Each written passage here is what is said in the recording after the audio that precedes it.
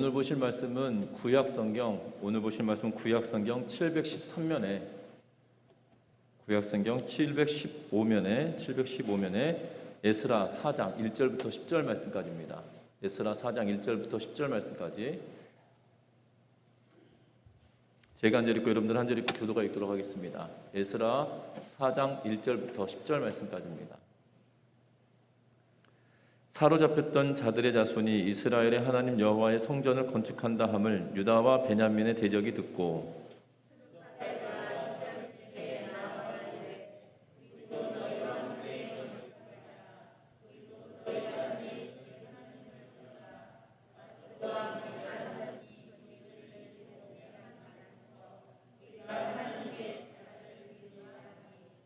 스룹바벨과 예수아와 기타 이스라엘 족장들이 이르되 우리 하나님의 성전을 건축하는데 너희는 우리와 상관이 없느니라.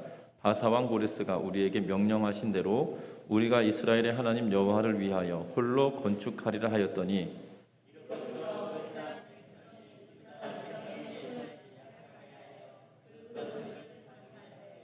바사왕 고레스의 시대로부터 바사왕 다리오가 즉위할 때까지 관리들에게 뇌물을 주어 그 계획을 막았으며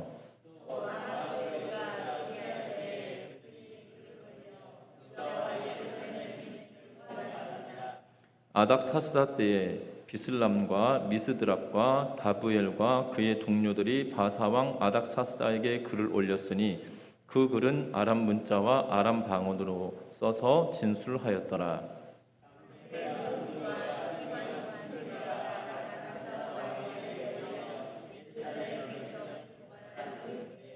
방백 르흠과 서기관 심세와 그의 동료 디나 사람과 아바삿 사람과 다블렛 사람과 아바셋 사람과 아렉 사람과 바벨론 사람과 수산 사람과 데헷 사람과 엘란 사람과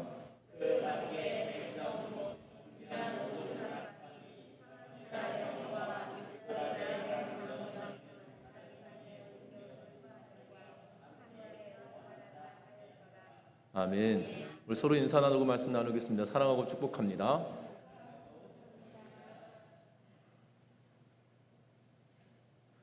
어디를 보나 나무랄 데가 없던 한 여성이 있었습니다. 한 가지 숨겨진 큰 컴플렉스가 하나 있었는데 그것은 다른 것이 아니라 눈썹이 날 때부터 하나도 있지 않았다는 것입니다. 그래서 항상 짙은 화장으로 눈썹을 그리고 다녔지만 마음이 편치는 않았습니다. 지금에야 눈썹에 문신이라도 하고 다니면 좋을 텐데 당시만 하더라도 문신이 이렇게 유행하거나 문신을 할 수 있는 그런 상황도 아니었기 때문에 눈썹을 그리고 다녔지만 마음이 편치 않았던 것입니다.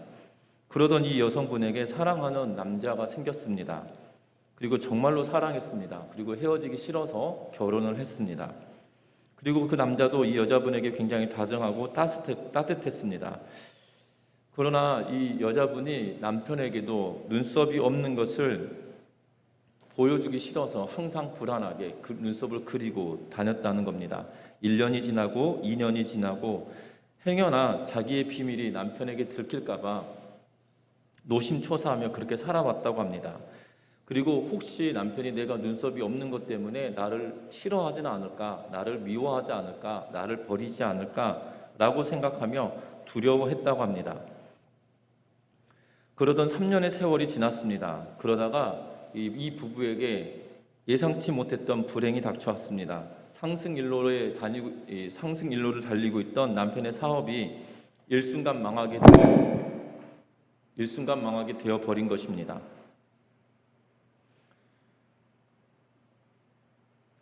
둘은 거리에 내몰리고 그리고 밑바닥부터 다시 시작해야 했습니다.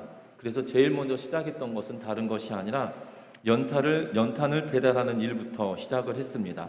남편은 앞에서 끌고 부인은 뒤에서 밀며 열심히 연탄을 배달했습니다. 그러던 어느 날 바람이 살랑살랑 불어오던 오후에 언덕에서 불어오는 바람 때문에 리어커에 있는 연탄 가루가 이 여자분의 얼굴에 이 바람 때문에 다 얼굴에 묻게 되었습니다.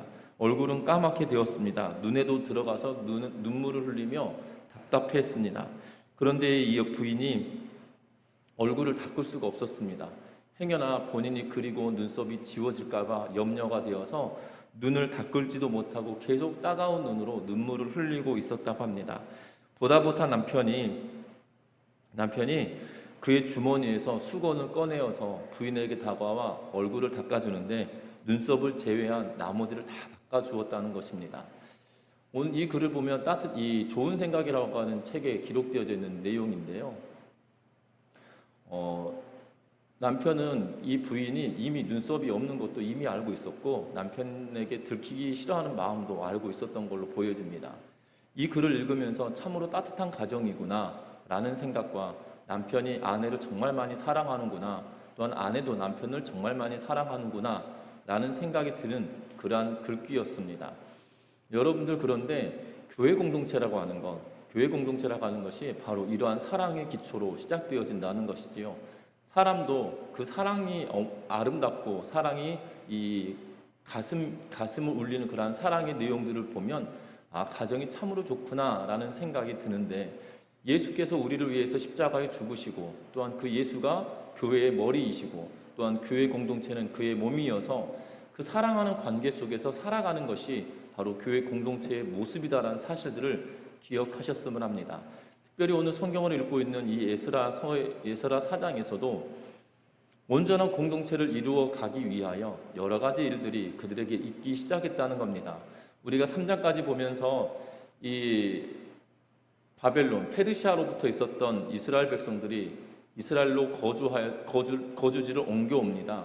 그리고 수많은 5만에 가까운 사람들이 옮겨왔고, 그리고 지난 시간까지 우리가 보았던 것은 이 유다로 건너온, 예루살렘으로 건너온 이들이 나팔절 절기를 시작으로 하여서 그들이 성전을 건축하기 위하여 모였고, 성전을 건축하기 위해서 기초를 다지며 또한 말씀에 의거하여서 그들이 절기를 지켰던 내용들을 보았습니다.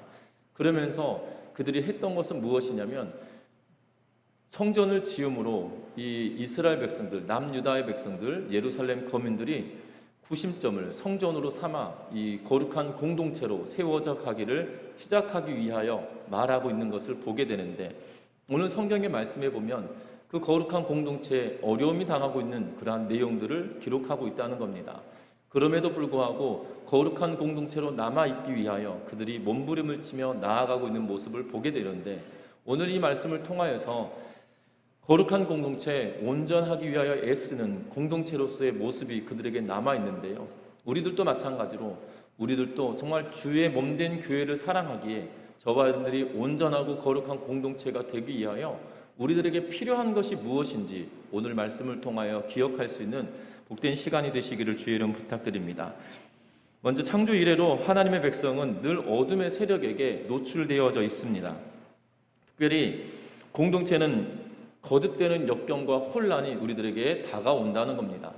창조 이래로 아담과 하와가 첫 번째 가정을 이루고 첫 번째 공동체가 시작되었습니다. 그런데 그들에게 사단이 역사해서 뱀의 모습으로 그들을 유혹하고 넘어지게 했다는 거죠. 그뿐만이 아닙니다. 이 창세기로부터 시작하여서 계속된 어려움들이 그 공동체에 어려움들을 주고 있다는 거죠. 심지어 초대교회 성도들 가운데도 어려움을 당하고 있는 것을 보게 됩니다. 바울이 편지글을 쓰면서 여러 개의 교회에 편지를 쓰는데, 바울이 이 편지를 쓰는 이유가 교회마다 어려움의 문제가 있기 때문에 권면하고 책망하고 때로는 바른 길로 인도하기 위해서 글을 쓰고 있는 것을 보게 된다는 거죠. 아마 우리 신약 성경에 포함되어져 있지 않은 교회가 있다면 아마 그 교회는 바울이 글을 써서 권면하지 않더라도 열심히 신앙생활하고 있는 교회들이 아니었겠는가라는 생각이 들어집니다. 초대교회까지도 어둠의 세력, 악한 영의 권세가 끊임없이 넘어뜨리려 하고 쓰러뜨리려 하는데, 현대를 살아가는 우리들에게도 마찬가지라는 거죠. 그렇다면 우리들은 이 악한 세력에 대하여 우리는 어떻게 대하며 나아가야 될 것인지 살펴보기를 원하는데, 1절과 2절 말씀을 같이 한번 읽어보도록 하겠습니다. 같이 읽습니다. 사로잡혔던 자들의 자손이 이스라엘의 하나님 여호와의 성전을 건축한다 함을 유다와 베냐민의 대적이 듣고 수르바벨과 조상들에게로 나와 우리도 너희와 함께 건축하게 하라. 우리도 너희와 같이 너희 하나님을 찾노라. 아수르 왕 에살 핫돈이 우리를 이리로 오게 한 날부터 우리가 하나님께 제사를 드리노라 하니. 아멘. 오늘 성경의 말씀 보면 사로잡혔던 자들의 자손이라고 하면서 말합니다. 사로잡혔던 자들의 자손이란 말은 무엇이냐면 페르시아로부터 고레스 칙령에 의하여서 예루살렘으로 돌아온 그 사람들을 두고 사로잡혔던 자들의 자손이다라고 말하고 있는 것을 보게 됩니다. 그러면서 유다와 베냐민의 대적이 들었다라고 이야기하면서 성전을 건축하는데 사로잡혔던 자들의 자손이 이주에 와서 성전을 짓는다라고 이야기합니다. 그리고 뭐라고 이야기하냐면 유다와 베냐민의 대적이 그것에 대하여 말하고 있는 것을 오늘 성경은 이야기하고 있는 것을 보게 됩니다. 이렇게 대적이라고 부르는 이유는 성전을 재건하고 성전을 짓는데 방해하는 이유 때문에 그들의 대적이다라는 표현을 쓰고 있는 걸로 보여지는데요. 어떻게 보면 지금 70년이라고 하는 시간이 지나는 동안 가나안 땅 예루살렘에 머물고 있었던 이들이 어찌 보면 70년이나 지나고 난 이후에는 그들이 원주민, 본토인이 된 거잖아요. 그렇지 않겠습니까? 여러분들 이 전미동에 어떤 가정이 이사 와서 70년 사셨습니다. 근데 70년 전에 사셨던 분이 이곳에 오셨다라면 어떻게 되는 거예요? 그분이 외지인이 되는 거잖아요. 70년 전에 이곳에 살고 있었다 손쳐도 70년이 지나고 났다라면 그 후손이 여기서 뭐 터전을 가지고 있었던 게 아니라 그 후손이 와서 여기에 자리를 잡는다라면 외지인이 될 것입니다. 그런데 70년 전에 외지인이었던 이 사람이 이곳에 와서 70년을 살아왔다라면, 그리고 그 후손들이 이곳에 머물러 있다라면 그분들이 뭐예요? 전미동 토박이라고 표현을 쓰죠. 무슨 말인지 이해되시나요? 여러분들 지금 사로잡혔던 자들의 자손들이 와서 갑작스럽게 뭐 하겠다고 하냐면 성전을 짓겠다라고 이야기합니다. 그랬더니 그 본토에 있었던 사람들이 성전 짓는데? 그래? 라고 하면서 무엇이라고 이야기하냐면 2절 말씀에 보면 수룹바벨과 족장들에게 나와서 이르되 우리도 너희와 함께 건축하게 하라. 우리도 너희같이 너희 하나님을 찾노라. 아수르 왕 에살 핫돈이 우리를 이리로 오게 한 날부터 우리가 하나님께 제사를 드리려 하노라 하니 라고 하면서, 여러분들 이 오늘 본문의 내용을 통해서 보면 어찌 보면 당연한 일일 것입니다. 왜냐하면 70년이 지났기 때문에 어떻게 보면 본토인이 되어져 버린 그들이 성전을 짓는다고 하니까, 하나님을 섬기는데 여호와를 섬기는 성전을 짓는다고 하니까 그럼 우리도 성전을 지어서 그곳에서 예배하자라고 하며 좋은 의도로 그들에게 이야기했었던 것으로 보여집니다. 여러분들 기억할 것은 이들이 하나님을 섬겨왔다라고 말합니다. 2절에 보니까 아수르 왕 에살 핫돈이 우리를 이리로 오게 한 날부터 라고 이야기하는데, 에살 핫돈이 북이스라엘을 멸망시켰던 이는 에살 핫돈이 아니라 사르곤 이세라 불렸던 왕인데요, 그 후손이 에살 핫돈입니다. 그런데 그 이전에 북이스라엘을 멸망시키고 나서 이 북이스라엘 사람들을 다른 나라로 이주시키고 다른 나라에 쓰던 사람을 이스라엘로 이주시켜 와서 그 지역 사람들이 폭동을 일으키거나 독립운동을 하지 못하도록 만들어버린 거예요. 그리고 그곳에 거주하도록 살게 만들었다는 겁니다. 그런데 그곳으로 이주해 왔던 이들이 그때부터 누구를 섬겼다고 이야기하고 있어요? 하나님께 제사를 지내며 살아왔다라고 말하고 있는 것을 보게 됩니다. 그들의 말이 맞습니다. 실제로 그들은 여호와께 제사를 지내며 살아왔습니다. 열왕기에 보면 이렇게 기록합니다. 열왕기하 17장 29절에 17장 32절과 34절 말씀 보면 이렇게 기록합니다. 그들이 또 여호와를 경외하여 그들 중에서 사람을 산당의 제사장으로 택하여 그 산당들에서 자기를 위하여 제사를 드리게 하니라 라고 이야기하면서 그들은 여호와를 경외한 사람이었다라고 기록하고 있어요. 그리고 33절에도 열왕기하 17장 33절에도 그들이 여호와를 경외하고 라고 하면서 이야기합니다. 그리고 34절에서도 그들이 오늘까지 이전 풍속대로 행하여 여호와를 경외하지 아니하였으며 라고 이야기하면서 여호와를 경외하였던 그들에 대하여 이야기하고 있는 것을 보게 돼요. 그런데 이 열왕기하 17장 32절부터 34절 말씀까지 잘 살펴보면 여호와를 경외했다라고 말을 함에도 불구하고 뭐라고 이야기하냐면 자기를 위하여 제사를 드렸다라고 말하고 있어요. 여호와께 제사를 드렸다라고 말하고 있는 것이 아니라 자기를 위하여 제사를 드렸다. 그리고 그들이 왔던 그들의 민속의 풍습대로 여호와를 섬겼다라고 말하고 있어요. 여호와를 경외한다고는 하는데 그들이 여호와를 이스라엘 백성들에게 하나님께서 명령하신 대로 경외하라라는 표현처럼 사용하고 있는 것이 아니라 이스라엘 땅으로 이주해 온 그들이 이스라엘 땅으로 오니까 무엇하고 있던 거예요? 그들이 여호와를 섬기고 있었던 거죠. 이스라엘 땅의 사람들이 여호와를 섬기고 있었던 거예요. 그러면 그들은 어떻게 하겠습니까? 우리가 이 땅으로 이주해 왔기에 이 노마에 가면 노마의 법을 따르라고 우리도 이곳에 왔으니 이곳에 섬기고 있는 여호와를 우리가 섬겨야겠구나 라고 생각하고 그 정도의 경외함을 이야기하고 있는 것 같아요. 그렇지 않았다면 이렇게 말하지 않았을 겁니다. 그들의 풍습대로 그들이 섬겨왔던 신을 섬겼던 그 모습으로 여호와를 섬기지는 않았을 거란 말이죠. 이것이 열왕기하 17장 32절부터 34절 말씀까지 여호와를 섬겼지만 그들이 섬겼던 하나님을 섬기는 방법이 하나님께서 원하시는 방법이 아니라 그들이 원하고 그들이 기뻐하고 그들의 신을 섬겨왔던 방식으로 하나님을 섬겨왔다는 거예요. 어떻게 보면 온전하신 하나님을 섬기는 것이 아니라 그들이 혼합되어져 버린 하나님의 모습을 혼합시킨 모습으로 하나님을 만들어서 그들의 뜻대로 섬기고 있는 그 하나님을 섬기고 있었다는 거죠. 그런데 오늘 성경에 보니까 스룹바벨과 그 족장들에게 나와서 그들이 이야기하고 있다는 겁니다. 분명한 것은 그들이 와서 성전을 짓는데 참여하게 해달라고 요청하고 있는데 분명한 것은 우리가 이것에 대하여 명확하게 구별해낼 수 있는 은혜가 있어야 된다는 겁니다. 어둠의 역사를 분명하게 구별하고 그것을 분별해낼 수 있는 능력이 우리에게 있어야 된다는 거예요. 어찌 보면 이것은 당연한 일이에요. 본토인으로 되어져 버린 70년 전에 이주해왔던 이들의 삶이 하나님을 섬겼다고 하면서 같이 성전을 짓는데 우리가 함께 하겠다라고 말한다면 당연하게 우리가 받아들일 수 있을 겁니다. 그러나 오늘 스룹바벨과 족장들은 스룹바벨과 예수하는 3절 말씀에 보니까 너희와 상관없다라고 이야기하면서 이것을 명확하게 거부하고 있는 그러한 모습을 보게 된다는 겁니다.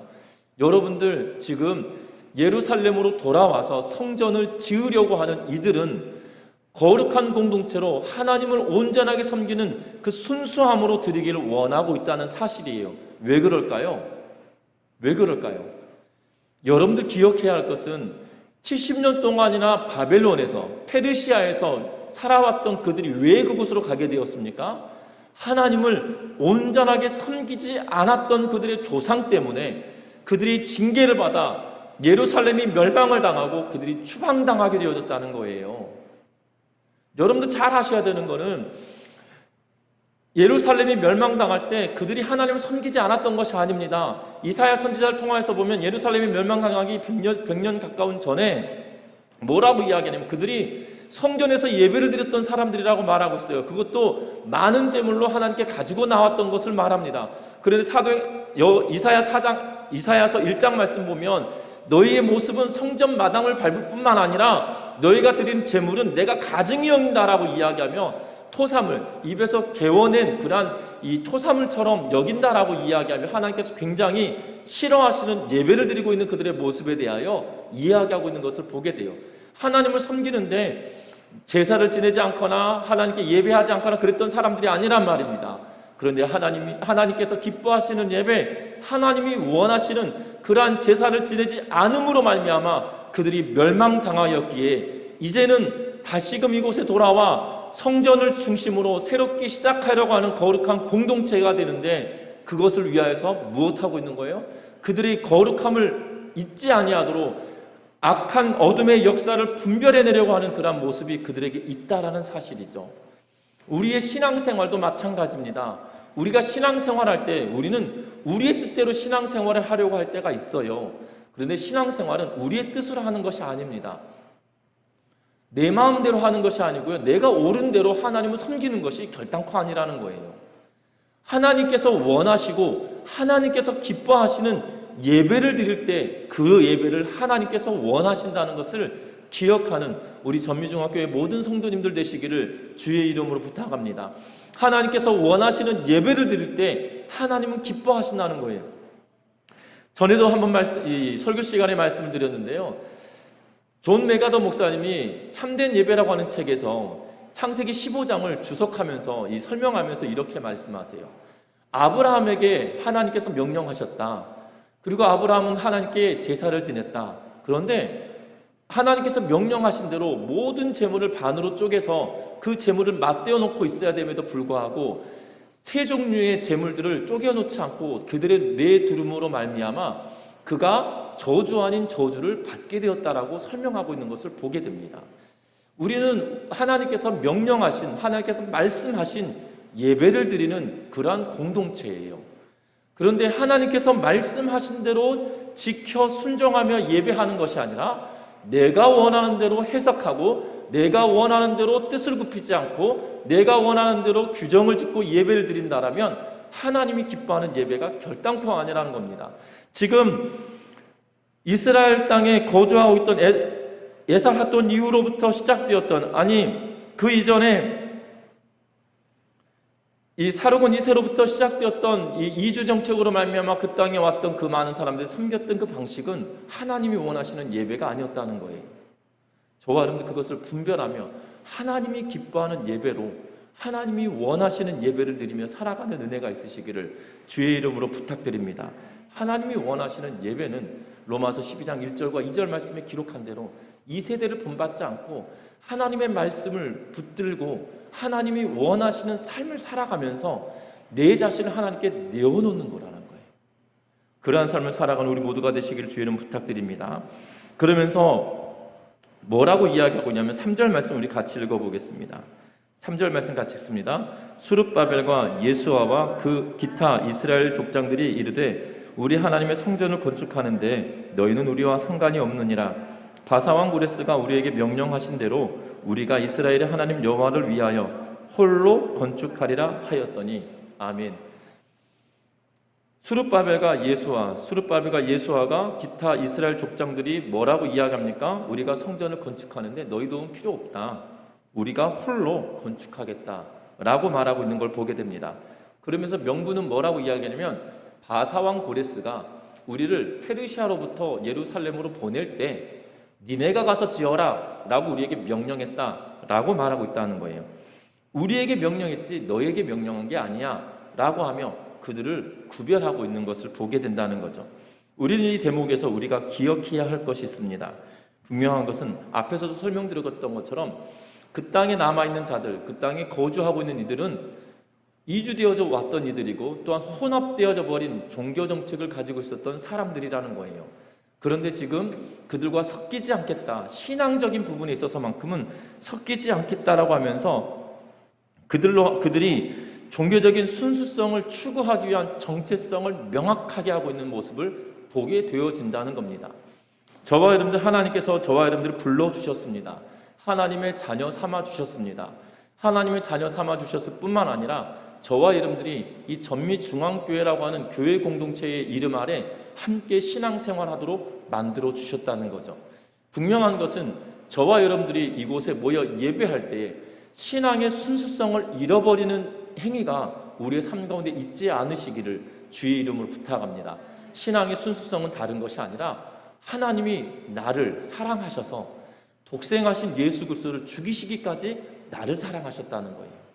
그 사랑을 내가 경험하였기에 내가 하나님을 나의 주, 나의 하나님으로, 하나님을 나의 아버지로 모시고 살아갈 뿐만이 아니라 예수 그리스도께서 나의 주, 나의 하나님으로 내가 받아들임으로 인하여 예수 그리스도를 향한 마음이 날마다 깊어가는 삶을 살아가는 것, 그것이 신앙의 순수성, 신앙의 정체성을 붙들고 살아간다는 것을 기억하는 우리 모두가 되시기를 주의 이름으로 부탁합니다. 때로는 우리의 신앙의 정체성이 흔들릴 때가 있어요. 그때가 언제냐면 예수 그리스도를 내가 망각하고 살 때인 거거든요. 그런데 예수 그리스도를 의지하고 살아가고 예수 그리스도를 생각하며 살아가면 예수 그리스도로 인하여 우리의 정체성이 더욱더 확고해진다는 것을 기억하면서 예수 그리스도로 인한 정체성이 더욱더 뜨거워지는 은혜가 있으시기를 주의 이름으로 부탁합니다. 그러면서 오늘 성경 말씀에 보면 4절 이후부터 보면 놀라운 일들이 벌어집니다. 무슨 일이 벌어지냐면 이스라엘 공동체, 예루살렘의 성전을 건축하기 시작한 그들에게 엄청난 어려움이 그들에게 닥치고 있는 것을 보게 됩니다. 하나님의 뜻을 위하여서 순수한 마음으로 순수성을 지키며 우리의 정체성을 지키고 또한 악한 세력을 분별하고 살아가려고 하면 하나님이 우리에게 엄청나게 보호해 주시고, 마치 그 만화 영화 같은 데 보면 이 보호막이 이렇게 생겨가지고 어떠한 공격이 오더라도 다 막아내고 그러면 참 좋겠으나 신앙의 현실은 결단코 그렇지 않다는 겁니다. 하나님의 말씀을 부여잡고 믿음대로 살아내려고 하면 우리에게 닥치는 일은 기쁘고 즐거운 일이면 참 좋겠으나 그런 일이 있지 않다는 거예요. 4절에 보면 이렇게 말합니다. 같이 한번 읽어봅니다. 이로부터 그 땅 백성이 유다 백성의 손을 약하게 하여 그 건축을 방해하되. 아멘. 오늘 말씀에 보니까 그 땅 백성이라고 표현하고 있어요. 그 땅이면 어디예요? 예루살렘 백성이잖아요. 그 땅 백성 그러면 예루살렘 백성들입니다. 그런데 예루살렘 백성이 뭘 방해하는 거예요? 유다 백성의 손을 약하게 하여 그 건축, 성전을 건축하는데 뭐 하고 있다고요? 방해하고 있다고요. 그 땅 백성은 어떻게 보면 예루살렘 거민, 그러면 예루살렘에 남아있는 사람이나 이주에 와 있는 예루살렘 사람들을 말하고 있어요. 그런데 그들이 혼합되어져서 하나님을 섬기지 않고 하나님의 뜻대로 사는 것이 아니라 그들의 뜻대로 살아가는 사람들이 결국 하나님의 백성된 자들, 유다 백성의 손을 약하게 하였다라고 말하고 있어요. 유다 백성은 결국 누구예요? 지금 사로잡혔던 자들의 자손들, 어떻게 보면 이제 새로 들어온 외지인인 거잖아요. 그들을 괴롭히기 시작합니다. 하나님의 백성들이어야 된 그들, 그 땅의 백성들이어야 불렸던 그들, 예루살렘에 살고 있었던 70년이나 살아왔던 그들이 이제는 하나님의 백성들을 괴롭히기 시작했다는 거예요. 중요한 사실 우리가 기억해야 합니다. 저와 여러분들 기억할 것은 하나님을 믿고 하나님 뜻대로 살아간다라고 몸부림칠 때 우리에게 평탄한 길, 꽃길만 우리에게 주어지는 것이 아니라 우리들에게 역경이 부딪혀 오는데 무엇로부터 시작되어지냐면 그 땅 사람들로부터 시작되어진다는 거예요.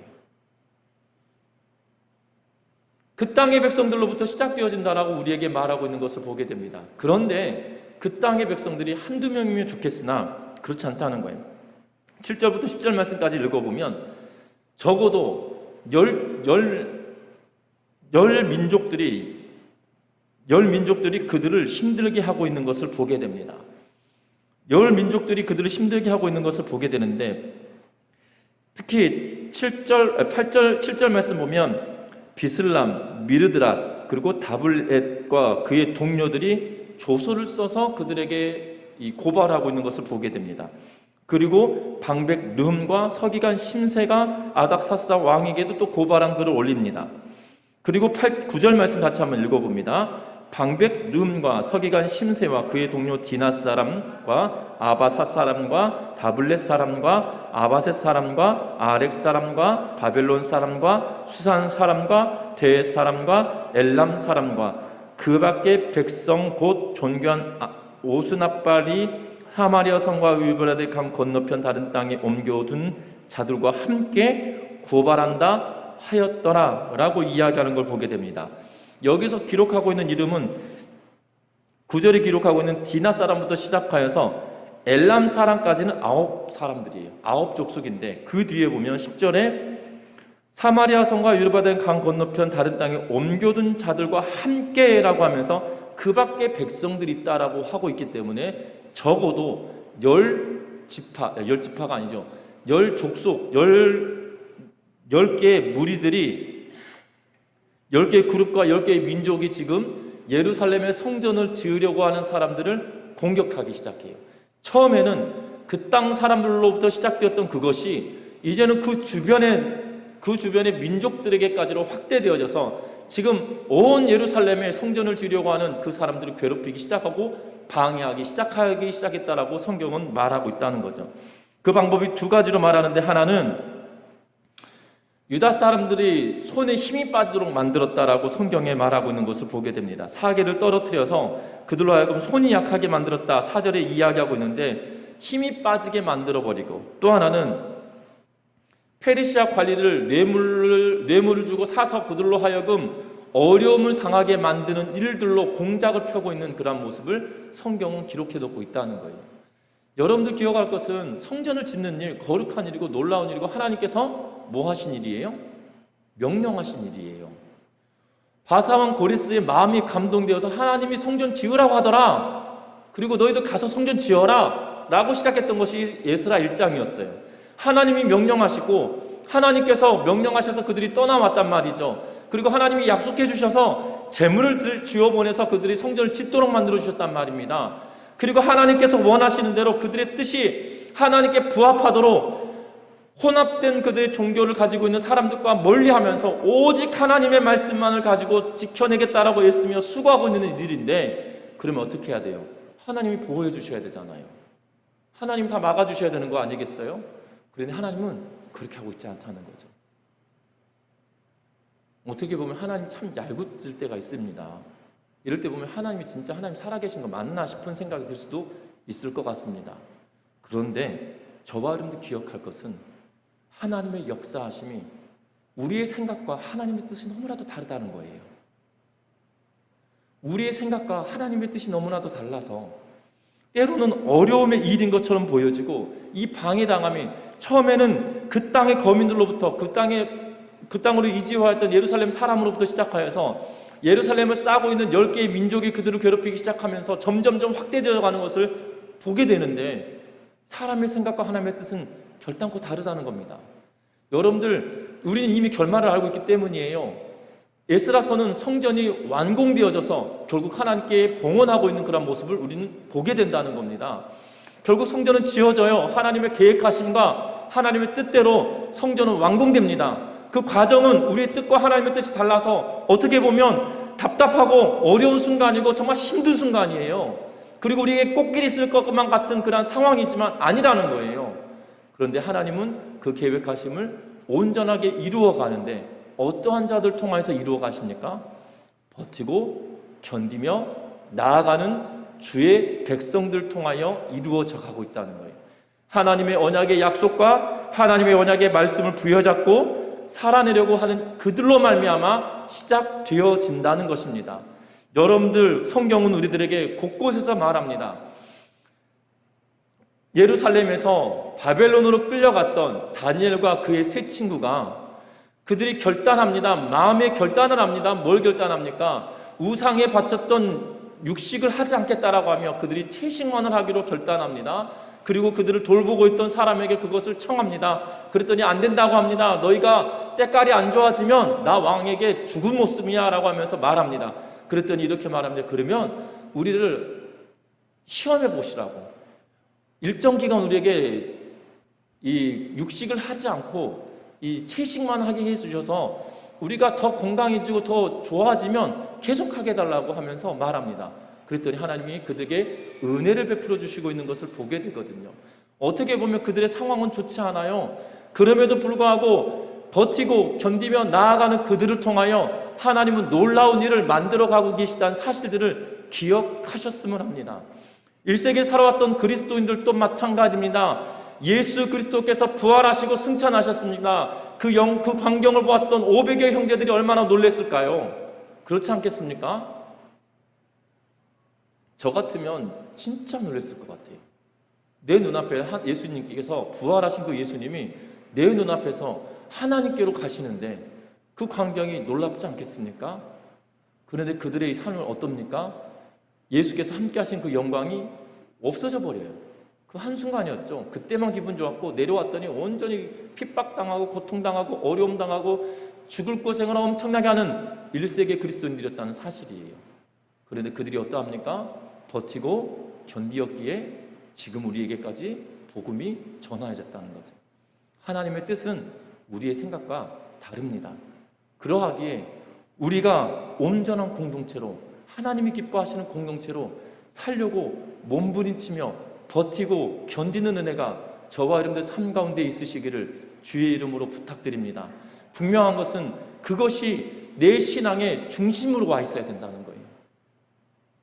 힘들고 어려움으로 인하여 내가 버티고 견디는 것을 포기하는 것이 아니라 예수 그리스도께서 나를 위해 십자가에 죽으신 그 은혜와 그 사랑으로 말미암아 나에게 어려움 당하는 그 순간이 내가 다른 것이 아니라 예수 그리스도에 대해 버티고 견딤이 우리에게 중심이 되어진다는 사실을 기억하면서 믿음으로 살아내는 은혜가 있으시기를 주의 이름으로 부탁드립니다. 말씀을 맺으려고 합니다. 하나님께서 원하시는 공동체를 이루어가기 위해서는 꽃길만을 걷는 것이 아니라 반대와 저항이 만만치 않는다는 겁니다. 노골적인 위압과 때로는 회유가 그들에게 있을 수도 있다는 겁니다. 그러나 우리 모두 성도 여러분들, 그럼에도 불구하고 그러한 유혹을 이겨내며 우리가 믿음으로 버티며 나아가는 우리 전미중학교의 성도님들 되심으로 말미암아 하나님이 원하시는 공동체에 하나님이 기뻐하시는 하나님의 뜻을 이루어드리는 그러한 공동체가 될 수 있으시기를 주의 이름으로 축원합니다. 우리 찬양하시겠습니다.